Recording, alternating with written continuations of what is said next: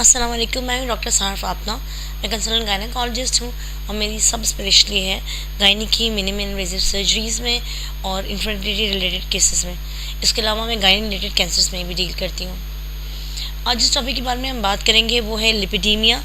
Lipidaemia एक ऐसी बीमारी है जिसको अनफॉर्चुनेटली मोटापे या ओबेसिटी के साथ कंफ्यूज किया जाता है। मैं एक्चुअली ये मोटापे की बीमारी नहीं है, ये एक अलग बीमारी है जिसका ताल्लुक लिपिड डिस्ट्रॉफी से है और इसका इलाज भी आम मोटापे के इलाज जैसा नहीं है।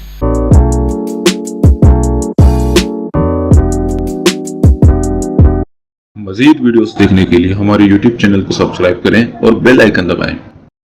डॉक्टर से मुआयने के लिए दिए गए नंबर्स पर रब्ता करके अपॉइंटमेंट लें और क्लिनिक पर तशरीफ लाएं, या फिर घर बैठे ऑडियो वीडियो कंसल्टेशन के जरिए मशवरे के लिए दिए गए नंबर्स पर रब्ता करें। लिपिडीमिया एक ऐसी बीमारी है जिसको कुछ अर्से पहले तक तो रिकग्नाइज ही नहीं किया जाता था, तो इसका इलाज भी नहीं होता था। लिपिडीमिया बेसिकली लिपिड डिस्ट्रॉफी की एक बीमारी है जिसके बारे में 2018 में वर्ल्ड हेल्थ ऑर्गेनाइजेशन ने अपनी याददाश्त में ये निकाला कि ये एक ऐसी बीमारी है जो मोटापे से हटके है और सिर्फ वज़न कम करना इसका इलाज नहीं है। बहुत सी ख़वातीन लिपिडीमिया का शिकार होती हैं जिनमें इनका वज़न अनकंट्रोल बढ़ रहा होता है और ये गलतफहमी पाई जाती है कि मोटापे की बीमारी है, उनको अपनी ग़िज़ा कम करनी चाहिए, अपना वज़न कम करना चाहिए। लेकिन वज़न कम नहीं होता, चाहे वो सारा दिन भूखी भी रहें, क्योंकि इस बीमारी का इलाज सिर्फ वज़न कम करना नहीं है। अनफॉर्चुनेटली इस बीमारी की मुतासरा ख़वातीन को ये मशवरा दिया जाता है कि वज़न ज़्यादा है, वज़न कम कर लें, डाइट कंट्रोल करें, लेकिन इसके बावजूद भी लिपिडीमिया कंट्रोल नहीं हो रहा होता, क्योंकि ये ओबेसिटी नहीं है, यानी ये सिंपल मोटापे की बीमारी नहीं है, ये एक अलग बीमारी है जिसके बारे में भी आज हम डिस्कस करेंगे। 2018 में WHO ने इसको पहली दफ़ा रिकग्नाइज़ किया कि लिपिडीमिया एक बीमारी है, एक ऐसी बीमारी है जहाँ चर्बी के खुलिये जिस्म के कुछ हिस्सों पे ज़्यादा जमने लगते हैं। वैसे तो इसका ज़्यादा इफेक्ट पैरों पे होता है और मुतासरा ख़वातीन के पैरों में चर्बी के खुलिये ज़्यादा जमते हैं, लेकिन इसके अलावा बाजुओं पे और कूल्हों पे भी ये इफ़ेक्ट करता है। लिपिडीमिया आजकल के ज़माने की औरतों में एक बहुत कॉमन बीमारी है। ये 1 में से 10 औरत में हो सकती है। इसका ताल्लुक माना है दवाओं के इस्तेमाल से, हमल से, मीनार की यानी बलूगत से और मीनोपॉज यानी पीरियड्स के परमानेंट बंद होने से भी हो सकता है।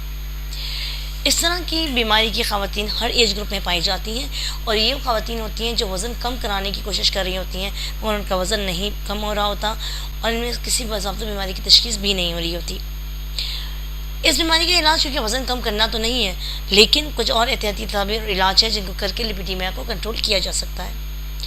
यूँ तो लिपिडीमिया की तशख़ीस करने का कोई ख़ास तरीका नहीं है, लेकिन लिपिडीमिया की अफेक्टेड ख़वातीन का हर तरह के ब्लड टेस्ट कराए जाते हैं और अल्ट्रासाउंड किया जाता है ताकि देखें कि उनको शुगर तो नहीं है, उनको बच्चेदानी अंडेदानी के रिलेटेड कोई प्रॉब्लम तो नहीं है या किसी और किस्म की बीमारी जैसे जिगर की ख़राबी वगैरह के मसाइल तो नहीं है जिसकी वजह से उनका वज़न बढ़ रहा है। अगर ख़वातीन को सिर्फ लिपिडीमिया की बीमारी होती है और उनको कोई और मसला नहीं होता तो उनके इलाज में कुछ चीज़ें कराई जाती हैं। इनमें सबसे टॉप पे आता है कॉस्मेटिक सर्जरी। कॉस्मेटिक प्रोसीजर के ज़रिए इन जगहों के लिपिड को कम किया जाता है। इन कॉस्मेटिक प्रोसीजर में जो एक सबसे नया प्रोसीजर है वो लेज़र ट्रीटमेंट है।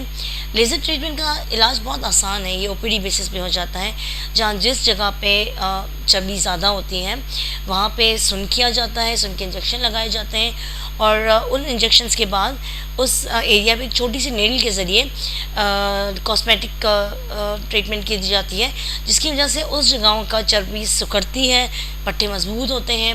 ये ना सिर्फ ये कि उन जगहों की स्किन को टाइट करती है बल्कि उस जगह की चर्बी को भी घुलाती है। सो ये कॉस्मेटिक प्रोसीजर्स हैं जो बेसिकली सबसे ज़्यादा कारआमद होते हैं लिपिडीमिया की बीमारी में। इसके अलावा ख़वातीन को कुछ और चीज़ें बताई जाती हैं जैसे फिजियोथेरेपी। बहुत दफ़ा जब औरतों का वज़न बढ़ रहा होता है ख़ासतौर पे हाथों और पैरों का, तो इनकी हड्डियों पे बोझ पड़ने लगता है जिसकी वजह से इनकी हड्डियाँ खोखली हो जाती हैं, यानी उनको ऑस्टियोपोरोसिस होने के बहुत चांसेस होते हैं। इसलिए उनको फिजियोथेरेपी कराई जाती है और वो एक्सरसाइज कराई जाती हैं जो वेट बेयरिंग एक्सरसाइज है। इनका मकसद ये होता है कि जिस हाथ या पैर पे ज़्यादा आप काम डालते हैं ऑटोमेटिकली वो ज़्यादा मजबूत हो जाता है। इसी तरह अगर आप वेट बेयरिंग एक्सरसाइजेस करते हैं तो हाथों और पैरों की हड्डियाँ मजबूत होती हैं, वो लॉन्ग टर्म चलती हैं, उनमें टूटने वाले खुलियात कम होते हैं और बनने वाले खुलियात ज़्यादा बनते हैं और ये भुरभुरी हड्डियाँ फिर से स्ट्रॉन्ग होने लगती हैं। दूसरी चीज़ मुतनासिब ग़िज़ा का इस्तेमाल है। غذا میں خیال کریں کہ جو غذا آپ لے رہے ہوں وہ متناسب ہو، اتنی ہی ہو جتنا آپ کا سارے دن میں ایکسپینڈیچر ہو، یعنی جتنا آپ غذا کھاتے ہیں اتنے غذا کو آپ سارے دن میں اپنے استعمال بھی کریں ایکٹیویٹی اور واک کے ذریعے۔ صبح کی شروعات کبھی بھی کسی میٹھی ڈائٹ سے نہیں کریں۔ دن کا پہلا کھانا آپ پھیکا لیں۔ اگر آپ ایک دفعہ میٹھا لیتے ہیں تو آپ کی باڈی میں انسولین اسپائک کر جاتی ہے اور اس کی وجہ سے آپ کو اس کے بعد مزید میٹھا لینے کا دل چاہتا ہے اور اسی طرح آپ کا شوگر لیول بڑھتا رہتا ہے اور آپ اگر اسی طرح بلڈ شوگر ان کنٹرول رہے تو ڈائبٹیز ہو سکتا ہے۔ تو دن کا جو پہلا کھانا ہے وہ بالکل بھی میٹھا نہ لیں، پہلے کھانے کی ابتدا پھیکے کھانے سے کریں۔ پانی کا استعمال بہت زیادہ کریں کیونکہ پانی ایک ایسی چیز ہے جو باڈی کے لیے بہت زیادہ ضروری ہے۔ 70% ہماری باڈی پانی سے بنی ہوتی ہے، تو اگر آپ پانی کا استعمال زیادہ کریں گے تو آپ بہت سی بیماریوں میں بھی بچتے ہیں، آپ کے خلیاتی ڈی این اے کا بھی بہت اچھا اثر ہوتا ہے۔ ریسرچ سے پتہ چلا ہے کہ جن خواتین کو لیپیڈیمیا کی بیماری ہوتی ہے ان کا وزن بڑھنے کی وجہ ان کا اسٹریس بھی ہوتا ہے، کیونکہ ایسے خواتین عام طور پہ وزن بڑھ جانے کی وجہ سے سوسائٹی سے اپنے آپ کو الگ فیل کرتی ہیں اور ان کی ہیزیٹیشن کی وجہ سے وہ ڈپریشن کا شکار ہو جاتی ہیں، جس کی وجہ سے ایک طرف تو یہ کہ ان کی وزن زیادہ مزید بڑھنے لگتا ہے، دوسری طرف یہ ہے کہ یہ ہارمونز ان کی باڈی کو افیکٹ کرتے ہیں اور ان کی لیپیڈیمیا کی بیماری کو زیادہ بڑھاتے ہیں۔ اس لیے اپنے اسٹریس لیول کنٹرول کریں، فزیو تھراپی یا ڈفرینٹ ایکسرسائزز کریں، اپنا مائنڈ ڈائیورٹ کریں اور اپنی زندگی میں ہیلدی ایکٹیویٹیز کا انکلوژن زیادہ کریں۔ لیپیڈیمیا کی خواتین کے لیے بہت ضروری ہوتا ہے کہ وہ نیچرل سلیپ سائیکل کو اڈاپٹ کریں۔ یہ نیچرل سلیپ سائیکل کیا ہوتی ہے؟ یعنی کہ وہ دن کی روشنی میں کم سوئیں اور رات کے اندھیرے میں جلدی سونے کی عادت ڈالیں۔